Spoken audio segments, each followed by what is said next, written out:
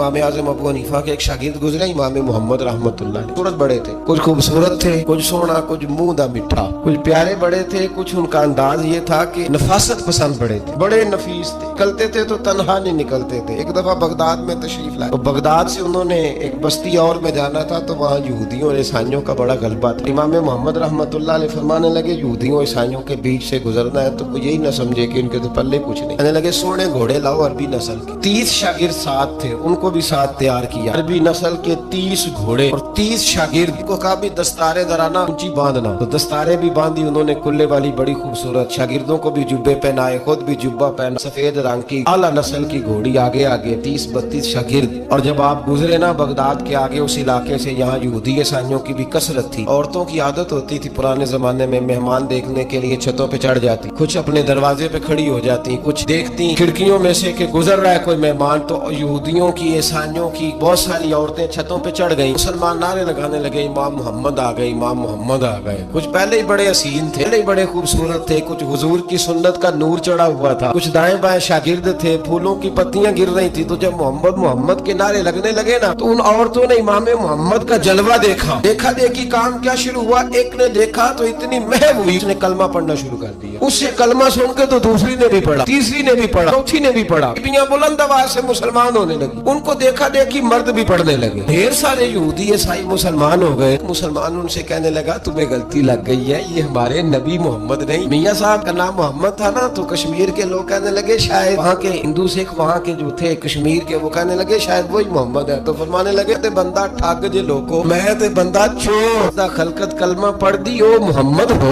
मैं ते बंदा ठग जे लोगो, मैं ते बंदा चोर जिसदा खलकत कलमा पढ़ दी ओ मोहम्मद हो। तो इमाम मोहम्मद रहमतुल्लाह अलैह को नारा लग रहा था, तो एक बंदा कहने लगा ये वो वाले मोहम्मद नहीं, ये हमारे नबी पाक सल्लल्लाहु अलैहि वसल्लम मोहम्मद सल्लल्लाहु अलैहि वसल्लम नहीं, ये वो नहीं, ये तो हमारे एक इमाम है इमाम मोहम्मद, वो वाले नहीं। अब वो कुछ लोग चुप थे, कुछ सोच रहे थे, कुछ बात कर रहे थे। तो एक बूढ़ी अम्मा अपने अंदाज में बीच में से बोली, कहने लगी चल बेटा छोड़, मैं पढ़ने दे कलमा। अगर मुसलमानों के छोटे से मोहम्मद का ये हाल है तो बड़े मोहम्मद का क्या हाल है, मैं पढ़ने दे हमें कलमा। ये हाल है उनके गुलामों का तो सरकार का आलम क्या। बात इमाम मोहम्मद की चाल निकली। बताना ये चाह रहा था कि इमाम मोहम्मद रहमतुल्लाह अलैह से एक बंदे ने एक दफा मसला पूछा। उसने कहा हजरत साहब मैं गया था मंडी, वहाँ से लाया हूँ एक टोकरी आम की और एक टोकरी सेब की, तो मैं वो लेके आया हूँ। मैंने जब घर ला के उसको खोला है ना, आधे सही निकले हैं। होता है ना जी, अल्लाह खैर करे, जो दयानतदार ताजर है अल्लाह आजकल मेहरबानी फरमाए। वो हमारा रेडी वाला भी बड़ा ईमानदार है, हम क्या करें सदर की बात। वो भी सामने सामने जो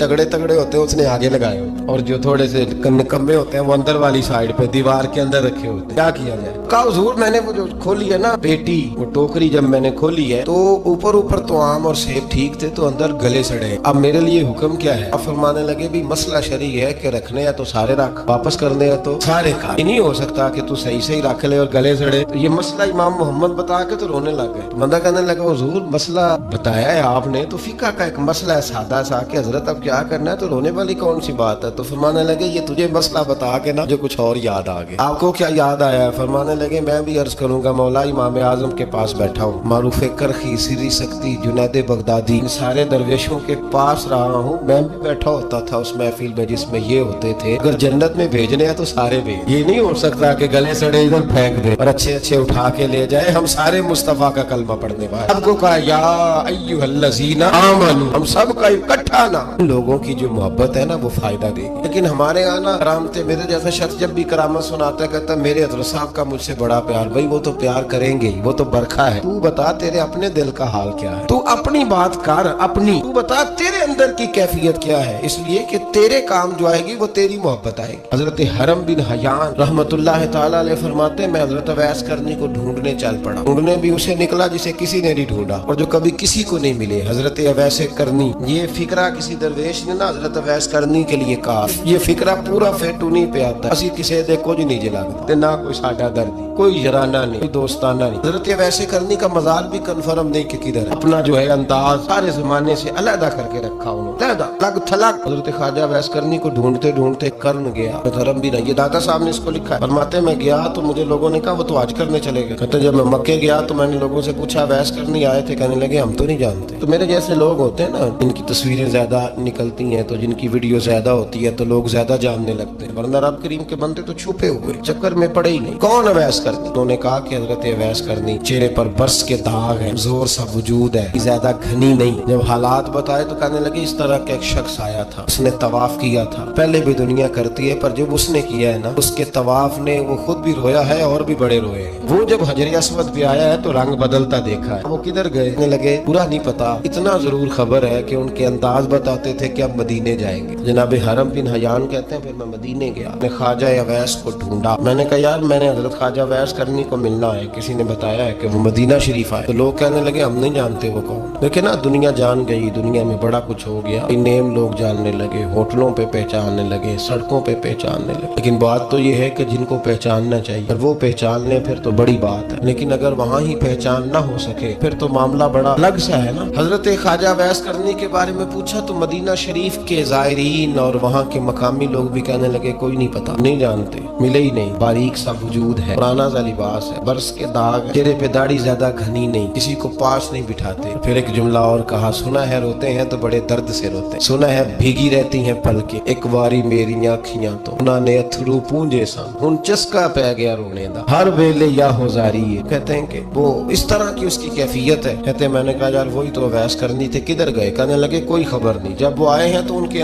آنے کا انداز ہی نرالا تھا, سسکیاں اور آہیں نکل گئیں اس شخص کی جب وہ مدینے آیا. حضرت حرم بن حیان کہتے ہیں میں ڈھونڈتا رہا, تلاش کرتا رہا, پھر میں ان کو ڈھونڈتے ڈھونڈتے عراق میں آیا تو نہر فرات کے کنارے کمزور سے آدمی کو ریت کے ٹیلے پر بیٹھ کے وضو کرتے دیکھا. کہتے ہیں جب ان کا وضو مکمل ہوا تو میں نے کہا السلام علیکم. کہتے انہوں نے چہرہ نہیں پھیرا, وہیں بیٹھے بیٹھے کہنے لگے وعلیکم السلام یا حرم بن حیان. کہتے میں نے کہا کہ من انت, آپ کون ہے؟ تو کہنے لگے وہی ہوں جسے تم مکے اور مدینے ڈھونڈتا رہا. کہتے میں نے کہا حضور آپ میرا نام کیسے جانتے؟ بڑا خوبصورت جملہ, اللہ کرے آپ کو یہ یاد رہے, سبق کبھی نہ بھول. بابا صاحب کے مزار پہ گئے تو خالی آ گئے, دادا صاحب گئے تو خالی ایسے چلے گئے. غریب لوگ تھے, کوئی کام نہیں تھا کہ بابا فرید کی گلیوں میں گھومتے رہے. فارغ تھے کہ 2 بجے حضرت سلطان باہو رحمت اللہ علیہ کی جالیوں کے سامنے کھڑے رہے. یہ کیسے ہو گیا کہ محدث اعظم کے مزار پہ کھڑے رہے؟ ایسے ہی کوئی بات تھی؟ حضرت اویس کرنی بول کر فرمانے لگے, کہنے لگے کہا تو نے کہ میں تجھے کیسے جانتا ہوں؟ فرمانے لگے تو مجھ سے پیار کرتا ہے, عرفت روحی من روحی کا, میری روح تیری روح کی جاننے والی ہے. یہ روحوں کا رشتہ ہے, یہ خطا نہیں جایا کرتا. عرفت روحی من روحی کا, روح تیری روح کو جانتی ہے. کیسے ہو گیا؟ ایسے لوگ تھے, تو اتنی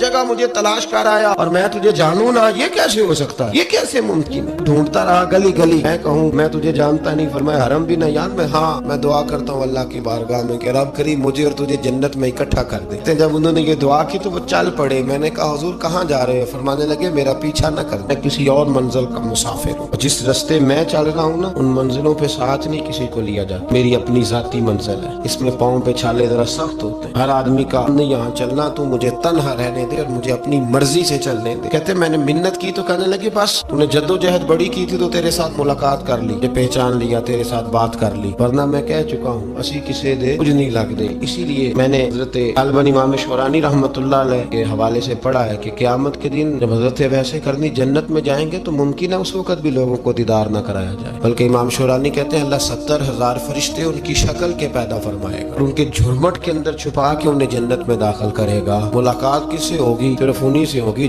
جن کے لیے انہوں نے زندگی گزار دی. یا خدا سے ملیں گے یا مصطفیٰ کریم سے ملیں گے. محبت کریں, صالحین کا پیار, لوگوں کی محبت, صالحین کی محبت رستہ آسان کرتی. کوئی شک نہیں کہ زمانے میں سارے لوگ اچھے نہیں ہوتے, برے لوگ بھی آئے ہیں مارکیٹ میں, ہوتے ہیں, لیکن 2 4 5 10 بروں کو لے کر کے اچھوں کی محبت چھوڑ دیں گے, ایک لوگوں کا ذکر چھوڑ دیں گے, ان کا پیار چھوڑ دیں گے, ان کا تذکرہ پڑھنا چھوڑ دیں گے, ان کے پاس بیٹھنا چھوڑ دیں گے. گزشتہ دور میں جو بادشاہ بھی نیک ہوئے نا وہ بھی صالحین کی محبت کی وجہ سے نیک ہوئے.